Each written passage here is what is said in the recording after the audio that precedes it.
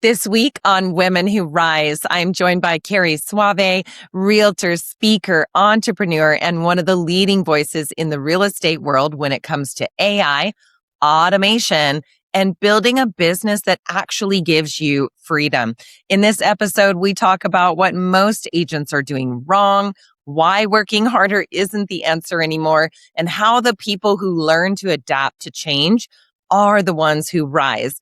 If you've ever felt like success shouldn't feel this exhausting, this conversation is for you.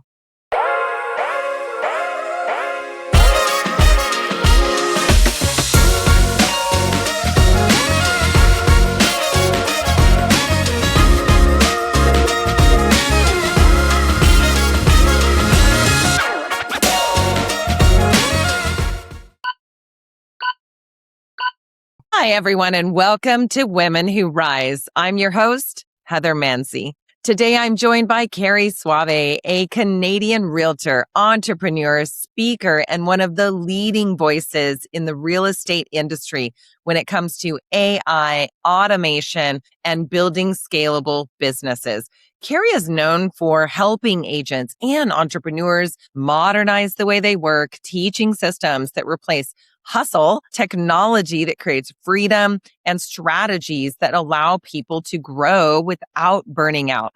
Through her coaching, speaking, and global training events, she has become a trusted guide for professionals who want to stay ahead of change instead of chasing it. Carrie, welcome to Women Who Rise. Thank you for having me, Heather. This is going to be so much fun. It was so great meeting you in Cabo as well. Great meeting you. Yes, I agree. Cabo. And by the way, what a horrible place to go for a business meeting. Just, I'm being sarcastic. It was amazing, beautiful, beautiful weather. I know that you are in Eastern Canada at the far end near Niagara Falls, and I'm in Washington State. So I think for both of us, that time in Cabo was a nice chance for some vitamin D and just catching a little sunshine there. So I want to kind of jump right in. When you look back at the early part of your career, what experiences shaped the way you think about business today, especially your belief in building systems instead of just working harder? Well, I've been licensed for 15 years, and honestly, I don't think I had a CRM for about 6 years of my career. I didn't even have a CRM. It was so bad. I was pretty successful as a solo agent, and then built an all-female team. Again, no systems in place, didn't know what the hell I was doing.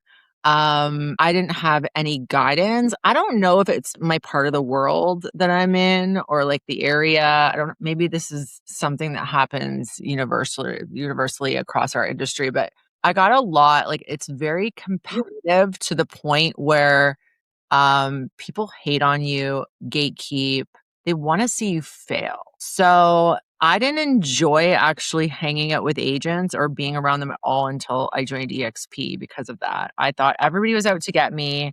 I thought, we just don't help each other, and that's just how it works.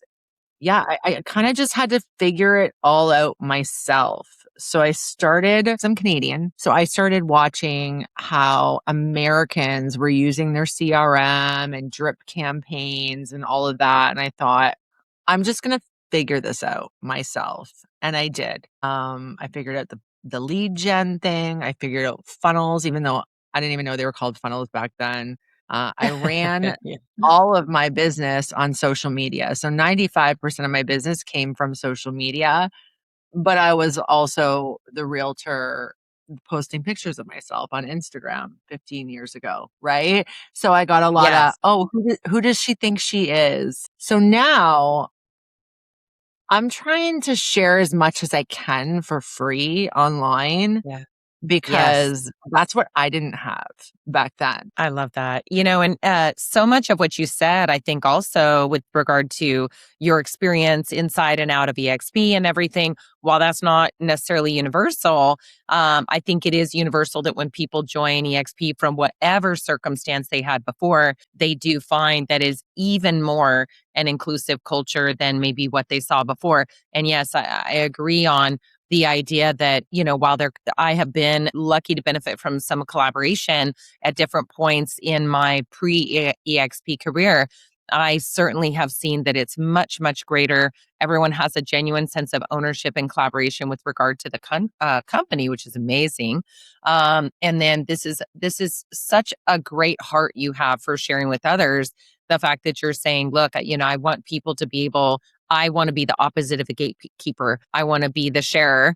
I want to be someone that can help others thrive. And it's so much with our mission of Women Who Rise that, when I saw you on stage just a couple weeks ago in Cabo, it was really amazing that I could have you come here and speak with us. So was there a moment when you realized that the traditional way of building a real estate career wasn't enough and that technology, automation, or innovation would need to become part of your path forward?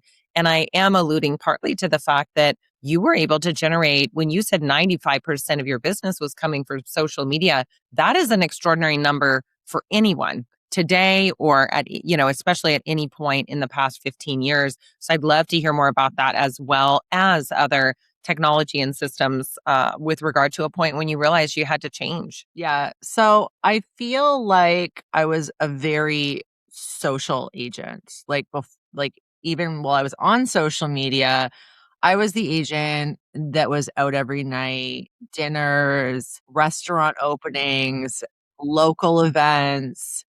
Um, that was a big part. Like that's how I ran my business. And then Yes. I started using lead gen companies back in the day, and I thought, oh my goodness. I think it was like Bold Leads or something that I used first. And listen, I got a lot of business from it, and I had an ISA working the leads so they weren't going to waste.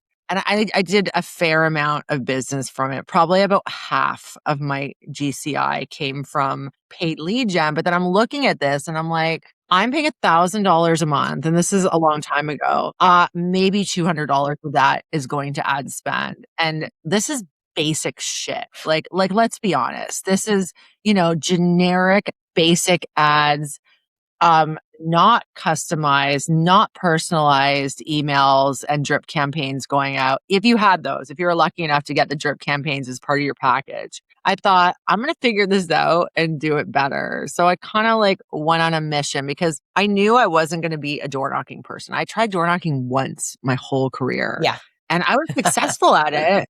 But the problem was everybody loved me and they wanted to invite me in their house. And now I'm looking at their Sure. tomato plants and 3 hours have gone by and I've been to like 6 houses, and that is not sustainable, right? No, I this is I'm true. not going to call people. I'm not going to call people for sure.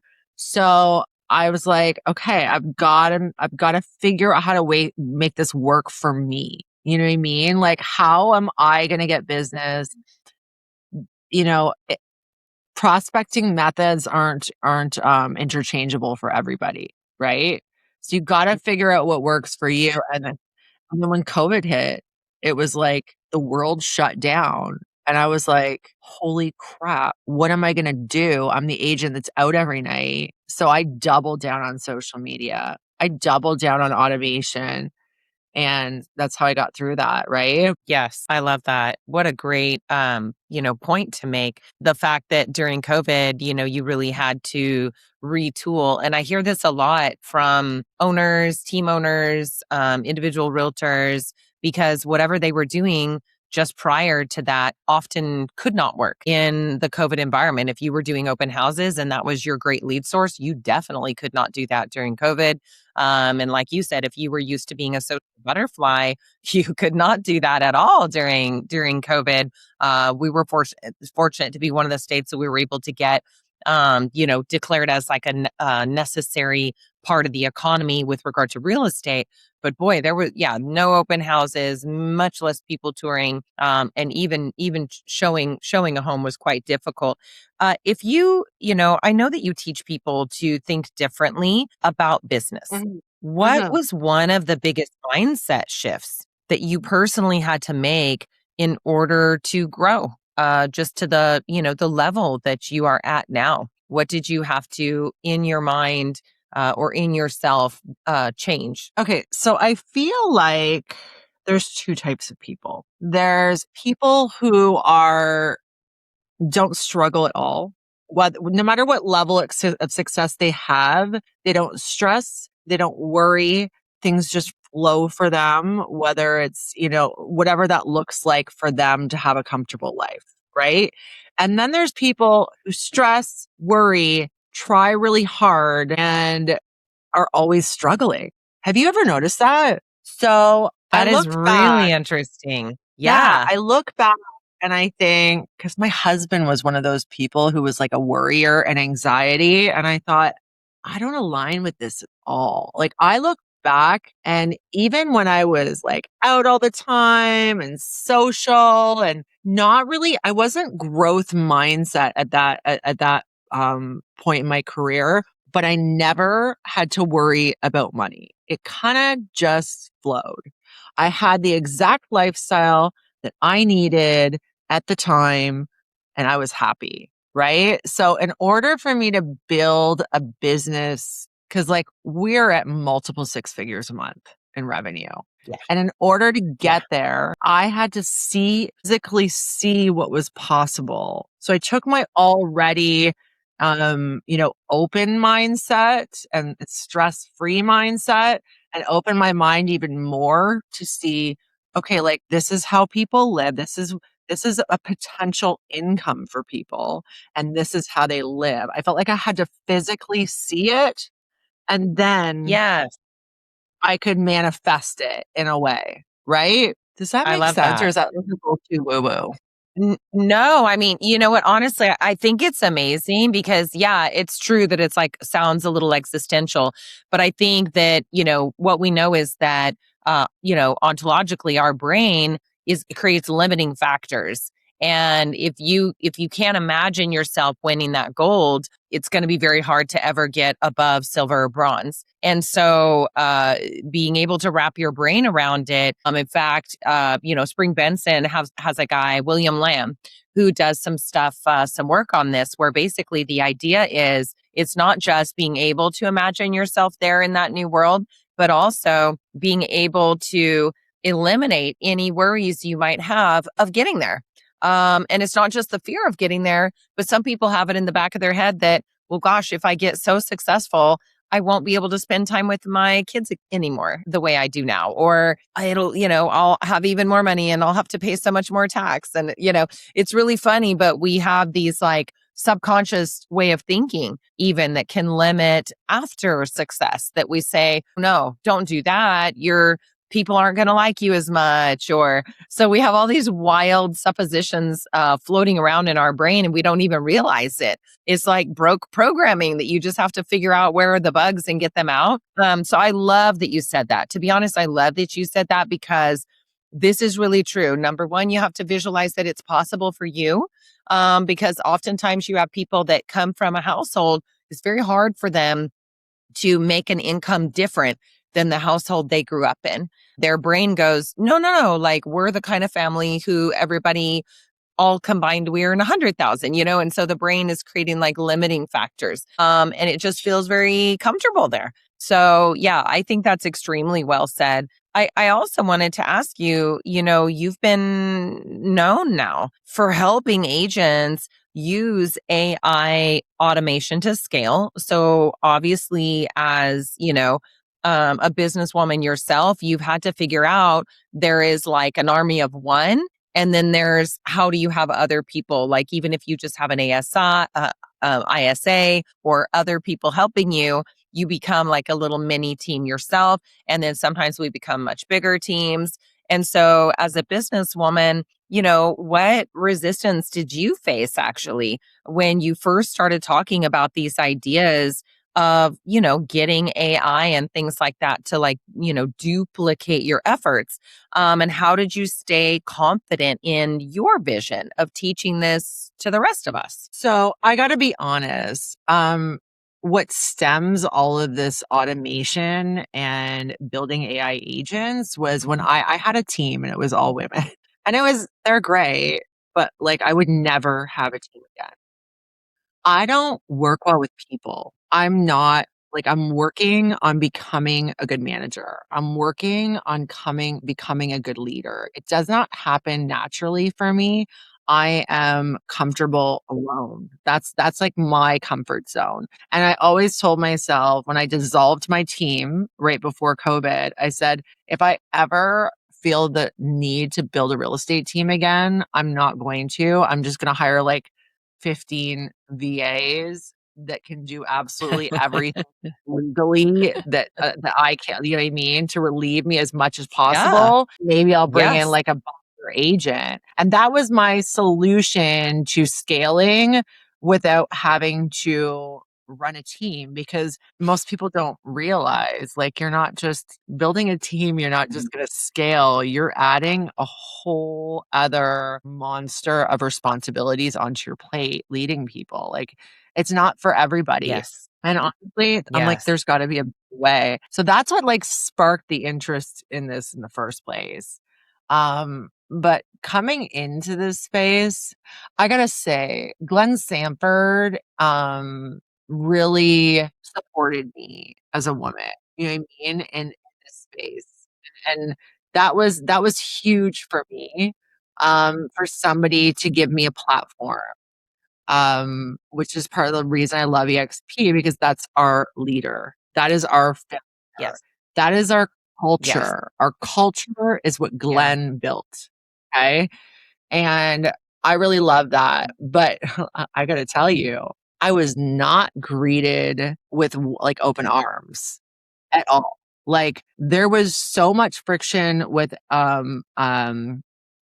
male AI coach in this space that I was shelved from ever creating any connections with anybody else in this space until Cabo. And I met Nick Krem and I just love him so much. And he renewed, like, he's so supportive and he kind of renewed my faith in humans and in men again, like, to be honest. And it doesn't have, it just was very competitive hate, hate, hate when I first got into this. And I don't back down Wow. from anybody, Heather. I will not back down from anybody.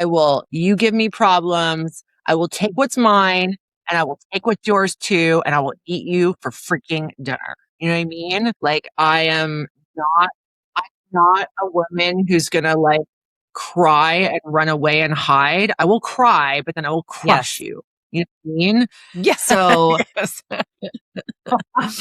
I but love that. it was easy.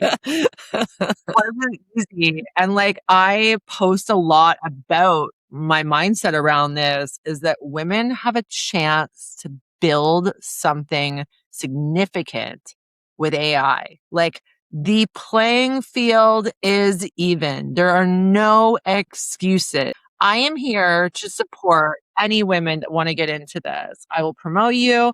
I will support you. I will advise you. We need more. I love this. This is so great. And what you're alluding to, by the way, this is major. AI is being considered, alongside the invention of the light bulb or the steam engine or, computers themselves. This will change everything. It already has. It has significantly changed. I'm sitting here drinking, water with salt in it, which my doctor now agrees with because Gemini, the AI, first told me to because what my doctor had prescribed was not helping me. And so, I now have my health specialist as an AI that I've been, talking to and programming. And then my doctor the other day revealed that he's using the same one. He's using Gemini. So it's pretty wild. This is changing our world overnight. What it can do 6 months from now will be so, almost, astronomical. and it's just going to keep happening. So I love what you're saying about the fact that when you look at anything new, genuinely new, because I came from advertising and business for years. And when you're doing anything genuinely new, you're talking about a whole new marketplace. I sold one of the first internet banners, to ever exist through CBS broadcasting, we were like, ooh, what's an internet banner? Let me sell that sucker. And so it's amazing because you're talking about a whole new field of potential space for salespeople, for business people, and something that can really be a massive tool to help you. And what you're talking about is that, you know what? Women, let's go. You can do this. We are here too. And like you have said, the playing field is even. We are all here learning at the very same time. And we can jump in and be experts right alongside the men. We can exceed them. We can choose that this is our space and embrace it. Because another thing is happening as well, which is that if we look back on the history of the United States of America, women, or, say Canada, or many of the Westernized countries, women are at a spot that we've never had. 100 years ago, 50 years ago, it was very, very different. And so with this emerging technology, another new thing, or another not new, but another thing is happening, which is that we have already broken so many glass ceilings. So I absolutely love that you're kind of going, let me lead the charge. And by the way, let me help you. I think this is this incredible like sisterhood and grace that you have within you because you didn't always feel it.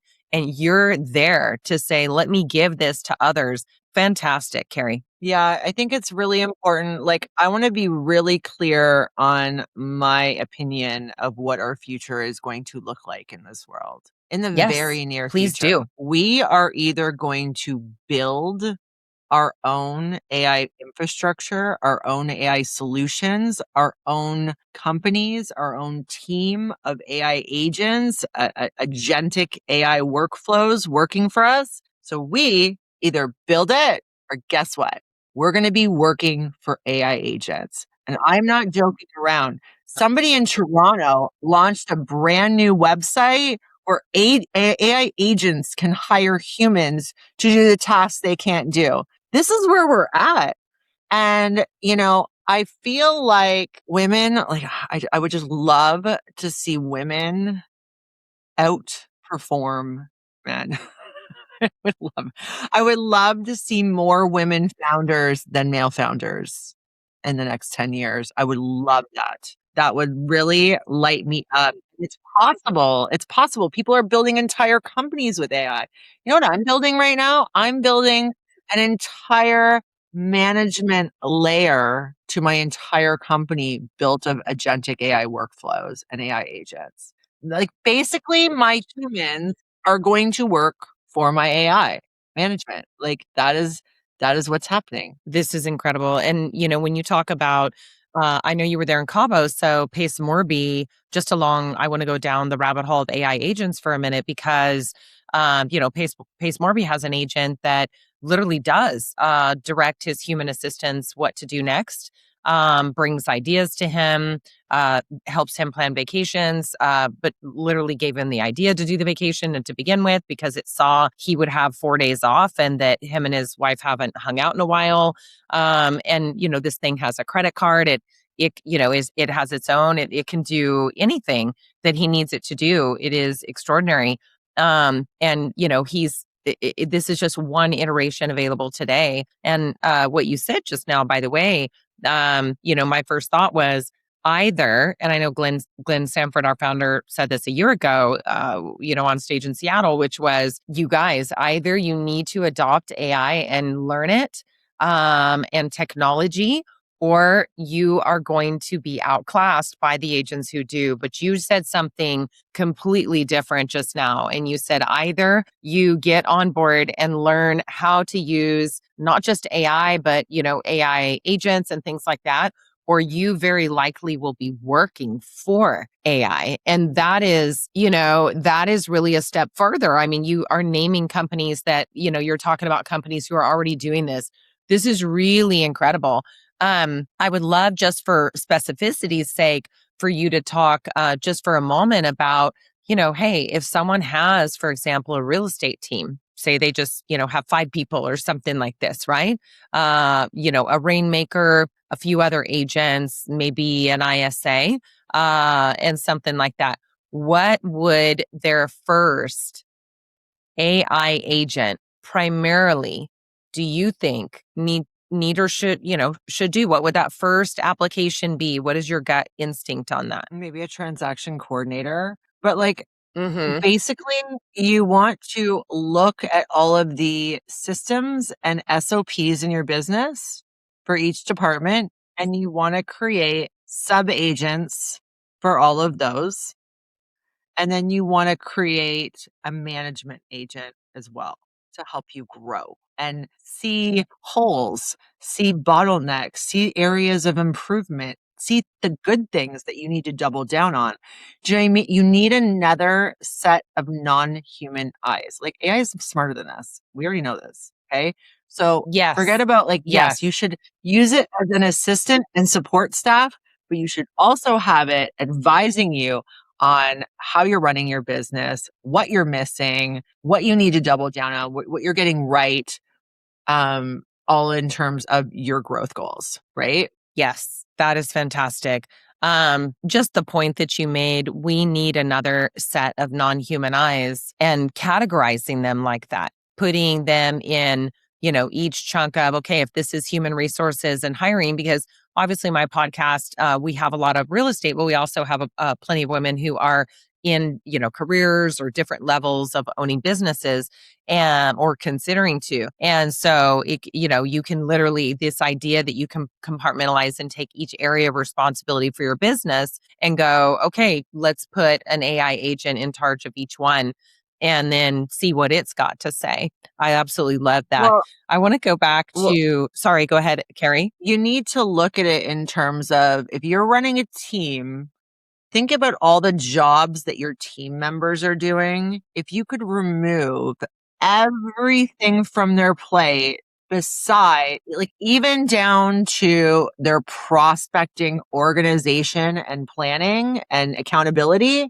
even if we can remove that part and all they got to do is focus on the relationships and doing the deal, think about how quickly and how far you could scale with your current team volume, right? Yeah, Like think I about love that. that. This is Yeah. massive.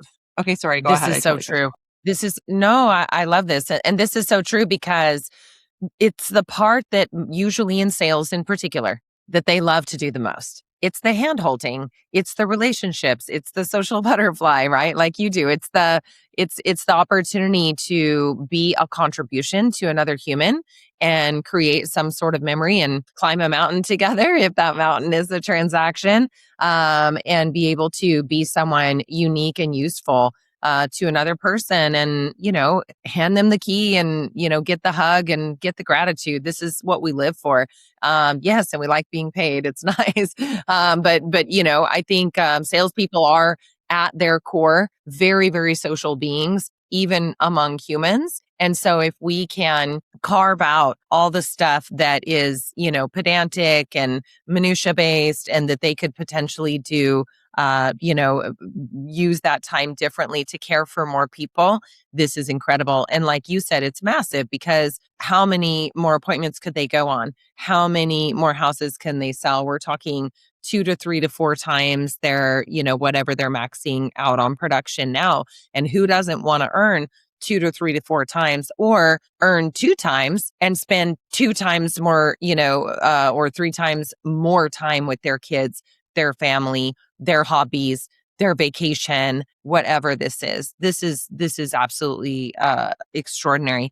Um, I want to go back for a minute and just talk about many people work hard, but never create freedom for themselves, in fact. So, what habits or philosophies helped you to move from working in the business to building something that could work without you? And obviously, we've talked about AI, but where are your boundaries for your work day? Where is what other habits have you created for yourself? Oh my God, I have no boundaries at all. So I probably save a good 40 to 60 weeks using 40 to 60 hours a week using AI. I save a massive amount of time, but guess what? I put another 60 hours in on top of it, to build. Like I'm very driven. I don't have children. I have dogs. They're sitting with me right now. I can be with We them. see them. Like little kids running around freaking out and they're all dirty and stuff, right? But my dogs are good. My dogs are good. And I feel like, I think that like I've worked with a lot of agents, okay? And it's funny you say that people who work really hard but never gain freedom. I find it hard to believe because I find a lot of people that are really, really busy, but they're just not doing the right things. Does that make sense? Yeah. And that's why Yes, there's very no much. free. Like, it's not about saving your time as much as is focusing you, right? Maybe? Absolutely. So well said. Because look, you can buy yourself more income. You can buy yourself a vacation. You can buy yourself more time with your family. You can buy yourself better clients. You can work your way into, in fact, a promotion. I mean, I gave myself a promotion to podcaster. And at one point I gave myself a promotion to team lead, and visionary and, build more companies because there is, it's like you mentioned, if you save 40 to 60 hours, you're going to go do more. And people may say, okay, wow, workaholic or something. And you know what I wrote down when you said it? I wrote inspiration is a reward of its own. Because what you said is Yeah. you're building and you love, you love that. You love the building. You are driven. Driven people are getting a reward off of what they're doing. And I think when I hear from you, I think inspiration, the thrill of the build. You're winning, you're probably winning and losing, but you're able to win more than you're losing, and you're able to get inspired just by that. There's a lot to be said. This is what artists feel. This is what authors feel. This is what people who create movies feel. And any, business itself can be such a creative act, and I think you are in that creation, and you're in the creation at the convergence of this incredible world of AI. How exciting. To me, that's Yeah. just so exciting. We're in a day and age where I don't feel like I can align with people that are looking for a goal. Do you know what I mean? Like I need to do A, B, and C so that I can spend more time with my family or travel more. I feel like I can't align with that. I can't relate to that whatsoever because for me, it's like, okay, if I want to travel more, I'm going to do a job where I can travel while I'm working. You know what I mean? Like I need something that lights me up. Every time I get to a goal, I started my company. We got to a certain threshold, a certain milestone. I'm like, great. This doesn't feel as good as it did getting here. So I'm constantly pushing and everybody's laughing because I'm like, my goal is 1 million a month. Like I need to be able to rescue all the dogs in the world. I need 1 million a month. But then they're like, are you going to be happy with that? Love And I'm it. like, probably like if I get to that, before I die, I'm probably gonna up that goal. Like, let's be honest, because that's just Sure. who I am as a person, Yeah. right? So Yeah. Yes. I can't even relate to um somebody that isn't doing something that they're passionate about every day. I'm really lucky. Like I learned that from my mom. My mom's a teacher and she worked with kids her whole life. And I just feel like me and my brother were really blessed to really understand from an early age that like work isn't work. Work is fulfilling your destiny. Work is fulfilling your passion. That is your life. Like what else is there? Absolutely. I love it. Fantastic. No, I love this episode because people will often say there's work and then there's play. And what you're making clear is that work itself can be the greatest play of all. And am in total agreement with you. But you've got a lot of people stuck in, hourly disciplines or even in other disciplines or businesses that are not where their zone of genius is, or it's not where they've found a place for themselves within it. And that actually does fill their cup and that actually does give them energy. I can tell you, I can be exhausted at the end of a day, a long day of working. I'm maybe hungry, but what's interesting is I'm also full of energy. I'm almost vibrating with energy. I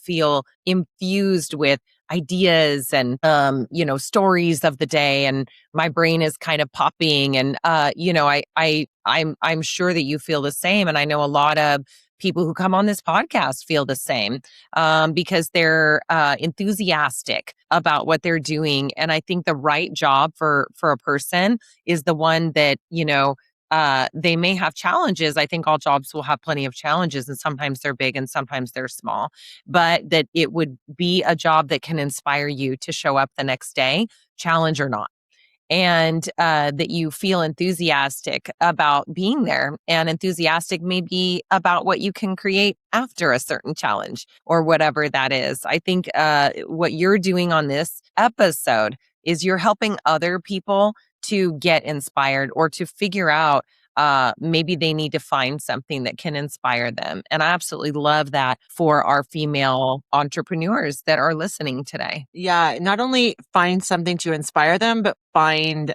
people that will also show them another world. Like tying Yeah. back into what we were talking about before, part of the reason I think Yes. I never envisioned this for myself was because I was at a brick and mortar local brokerage. And even if I met like a restaurant owner, or a factory owner I'm doing business with, that is nothing compared to what I've seen in the world through being at an international company that is elevating me and connecting me with people living lives, like actually connecting me person to person, not watching them on TV, not watching lifestyles of the rich and famous, but connecting this. Yes. Because you can't build anything for yourself unless you can see somebody else experiencing it in front of you, right? Like I feel like that's a major Yes, part too. So connect with it is.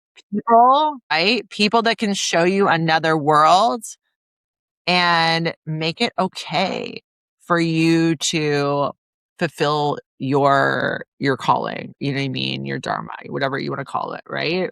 Whatever your purpose is. Absolutely. And I wrote down two things while you were speaking. Find your posse, your crew, your tribe, right? Your ride or dies. Find a place where you can be at home and feel that you can find inspiration in yourself. And then what you said as well, be able to find another person whose coattails you can glom onto, or that who's mapped it out, who wrote the map ahead of you, where you can now find yourself on that road. Because I agree with you. I think as humans anyway, we make really great imitators. We really do. We can go, oh, okay, this, the whole concept of apprenticeship or mentorship or anything is that someone else has done it before you, and that they're willing to either take you on or show you. And also by that demonstration, you can see and imagine yourself there so much easier. Even if you shoot way past that person helped give you the ability to imagine yourself there. And now we're back at imagining yourself to be able to do something just like you mentioned before. I know that our time is coming to an end, but I wanted to ask a couple of things. Mhm.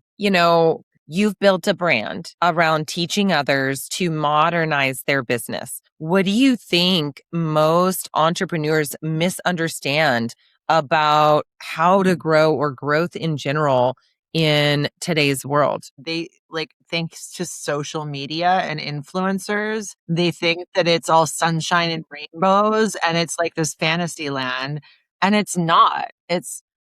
And when you get there and you realize it's going to seem lonely because nobody's being honest about what this really looks like. Like, it's hard. As much as I love it and it fires me up and gets me up in the morning, growth is not like this. Okay. Growth is like this. Look at the stock market. The stock market's like this. It's not going like this, and I think that I think that there's unrealistic expectations of what this looks like. And like, there are days where I cry. There are days where people try to tear me down, but that doesn't take away from the fact that this is still my passion. Like, that's how you know this is for you. If you can take a freaking beating and keep going, then this is for you, right?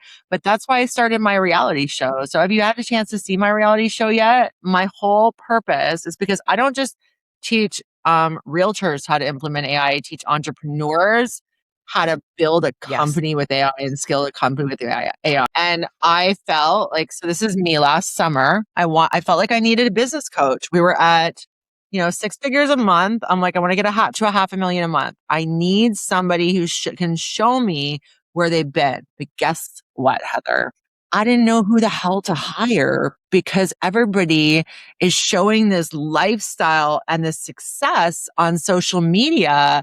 But I'm like, is that success coming from the thing that I want to learn from them? Or is it coming from other things? Like, maybe they're into crypto, maybe they're into the stock. Like, I want to make sure that who I hire has the skills and has gone where I'm trying to go already. And I want to see proof, right? Yeah. And there's a serious Mhm. lack of that. So I thought, I'm going to start a reality show and I'm just going to pull back the curtain and show everybody what a shit show this actually looks like, and show them the bad months and Fantastic. show them the successes, because that is what's lacking for me. Right. And like, if we think about it, we are most qualified to help who we once were. If you're ever wondering Yes. what your calling is in life, look at who you were and look where you've come from. And that is who Yeah. you are, right? Yes. So well said. And this really goes to the heart of every kind of business. And in fact, it really does tie back to so many of the dozens of guests that we've had. They have a tremendous sense of passion around whatever they went through, to be able to get to where they are. And, like you say, who they once were. And it's almost like it's always the soft spot that they have, because they know what that was like. And those are the people that they feel they can lift up the most, help the most. And I think you're just tying it back to, you should really take wisdom from that and just understand this is a real thing. This is a marketable demographic for you. You should absolutely go after that, because you're also tying back to something else you told us, wisely earlier, which is, if you can find that passion, then you're going to have energy for your job. You're going to be able to keep going. Um, I want to ask you, what is the name of your reality show, or where can they find you? And we'll definitely Yeah. attach the links for that. So it's self-produced. Don't expect too much. So it's self-produced. It's called Artificially Real, and it's on YouTube. So you can find it on my I love YouTube it. channel. Fabulous. It's funny. It's funny. Like, actually, the first, we did a two-parter from Cabo. So the first part was just launched yesterday. So you should go and watch it. Oh my It's funny. gosh. I'm literally Fantastic. like So getting to Mexico on the plane, and I'm telling everybody the story about how I almost got kidnapped last time I was in Cabo 15 years ago. When I tell you there's like okay. no holding back on this show, I mean, there's no Yes. holding back. Like, this is about transparency. Like, there's times, Fantastic. yeah, there's hard times in business. You know this, Heather. Like, some days you're like, am I doing the right thing? Am I on the right path? And then you just keep doing it. You keep going. You just keep going. Yes.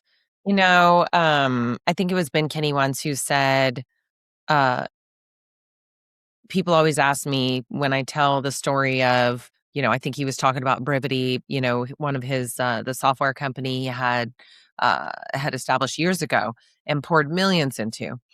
And he said, when I start telling the story, of the ups and downs of that company. And, we were almost bankrupt so many times. And he said, people ask, why didn't you sell? And he said, because nobody ever asked me on the right day, and that day would have been, of course, a really bad day. That It is would have been so like when something true. was horrible, when he was having a horrible downtime, nobody asked him to sell. They only asked him to sell when he was doing great. So, but why don't you cancel your team or close your team? Because after a really terrible day, they go and do something brilliant the next day. It's like, but I love that because, you're alluding to the fact that, like you said, growth is not linear. It doesn't just go straight up. It goes down and backwards and upside down and sideways. And you take, 8 steps forward and maybe 12 steps back. And 2 of them were the right decision. And the other, 6 of them were awful. And you have to, regroup and make the money back from it or whatever. So, and you pivot and pivot and pivot a lot, which Ariana Pere has said a lot when she was on with us. So one last question. What have you learned about yourself through success that you didn't know when you first started as, or even as the little kid, right? Who grew up all those years ago with a, teacher for a mom. That I really am introverted. I think I was so Yes. social before as part of my business that now I'm realizing how introverted I am.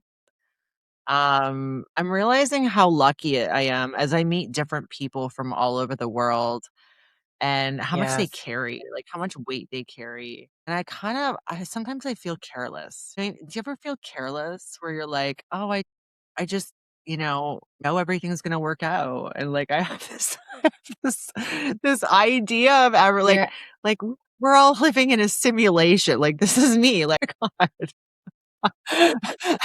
There's people out there stressed out every day, and I'm just like, oh, what's the worst that could happen? Like that's my answer to like every scenario. And I'm realizing like that I have some superpowers that I never knew I had before. One being is my speed and decisions and implementation is faster than most people, which is how I've gotten here in the first place. You don't have to be the smartest person. I'm not the smartest person, guys. I'm not the best qualified maybe to build AI. But guess what? I will build that shit while everybody else is talking about it and have it marketed. And I'm pretty damn good at Yeah. operation systems. That's another thing. I always thought I was more like the marketing, creative side. Not. I'm the back end. I can see things in Yeah. systems operations, which is why the AI build always have like the best workflows, and that's like why they work so well because they're carefully and thoughtfully and intentionally mapped out. I didn't know that about myself. Yeah, you're finding superpowers. And isn't that kind of amazing that, the longer you live this life and the more you do and the more you take on and the more ups and downs you have, the more you actually get to learn and grow and experience even about yourself. You get to discover a whole new you. Because you're doing new things, you're taking on new challenges, you're becoming someone new, and you actually get to go back to maybe some things that you're just now discovering. This is fantastic. Well, I love what you said. Things will work out. This kind of like fatalist. It's going to be whatever it is, and there's a lot of freedom in that. Just trusting and having inner wisdom that says things are going to be okay. And then, what's the worst that can happen? We had someone on not long ago that said, you've been through worse times than this, and I think those two things, those two statements are closely aligned. They're both ways that if your brain is really stressed, if you're feeling really stressed or pushed or pressured or freaked out, you can just remind yourself, it's like, what is the worst that can happen? I hired my son recently, and he was kind of going, Mom, I have to go do this presentation. He's running one of the companies that I founded last year for VAs. And he's like, this is my first presentation. I was like, what? You just had double like bachelor's degrees. What do you mean? One of them is business. And he goes, well, okay, outside of school. And I said, okay, then I'll tell you this. What's the worst that can happen? And he was like, I don't know. I feel really stressed. And I said, look, let's just make a low bar. As long as you don't go out there in front of the crowd and literally start vomiting, I would say that's a win. So now we know how to Love it. win. Are you good or are you good? And he was like, well, I'm definitely not going to throw up. I mean, that's ridiculous, mom. And I went, good. Are we good? And That he was is like, the I'm good. best And I know how advice. to win now. I love that advice. I love that you said that to him. And even if you threw up, you'd probably get the sale anyways, because like you're gonna give the guy Yeah. money that's sick, right? Like that's what it is. Yeah, Sure. sometimes winning is just understanding that you know, we're probably putting ourselves up to more than we should, or we literally can just say what qualifies a win.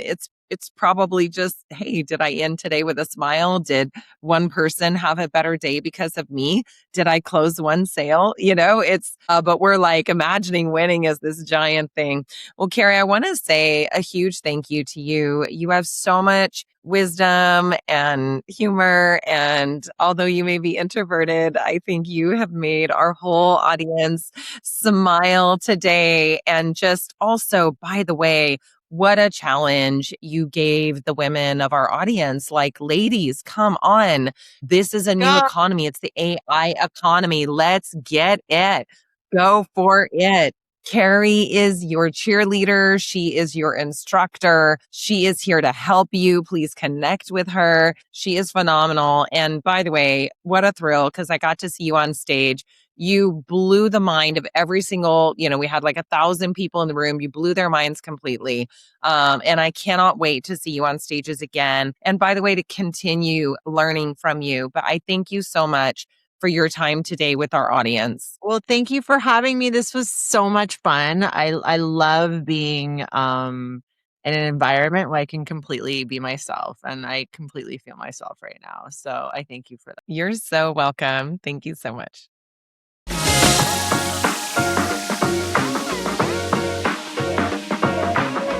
Well, folks, that's it for today's podcast. Thank you so much for joining us on Women Who Rise, the success podcast for ambitious women.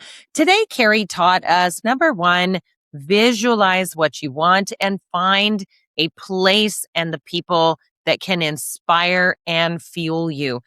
For Carrie, that was moving from a brick and mortar brokerage to EXP. She found that it was a welcoming environment that suddenly just fueled her own ability to inspire and come up with ideas and be a visionary.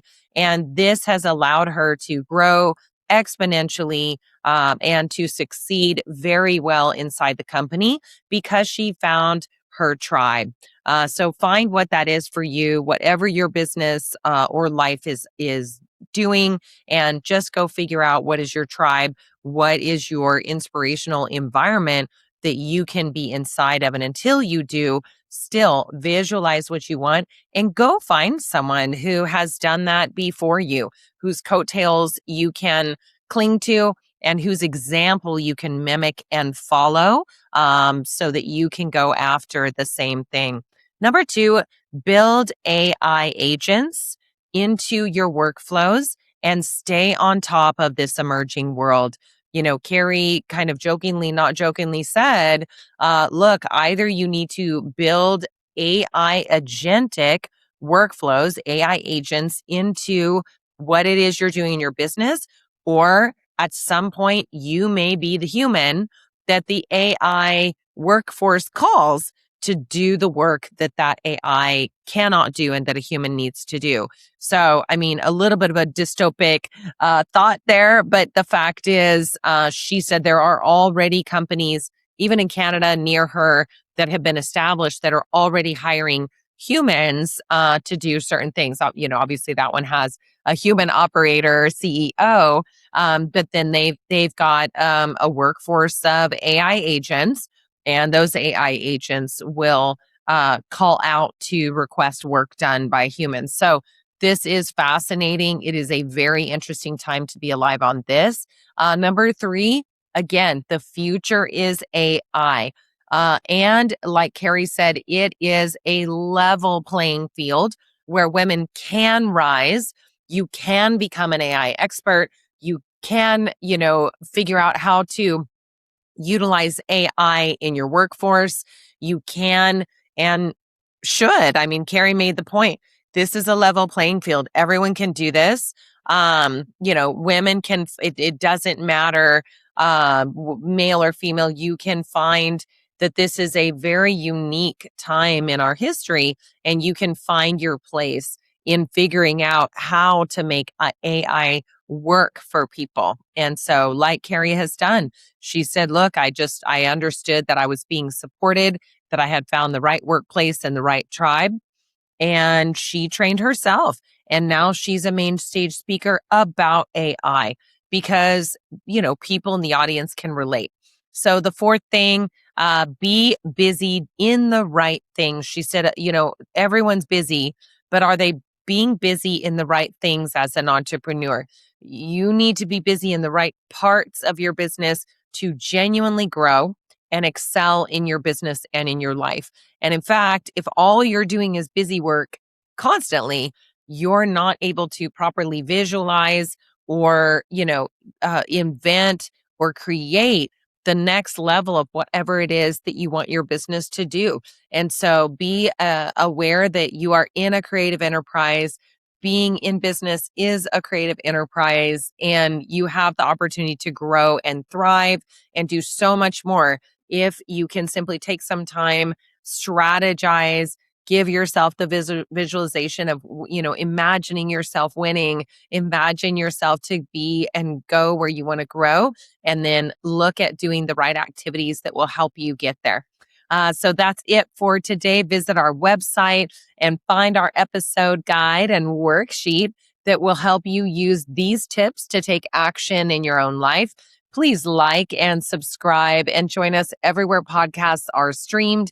We can't wait to bring you more incredible content every week so that you can rise in your own lives and careers. Again, thank you so much. Heather Mansy, signing off.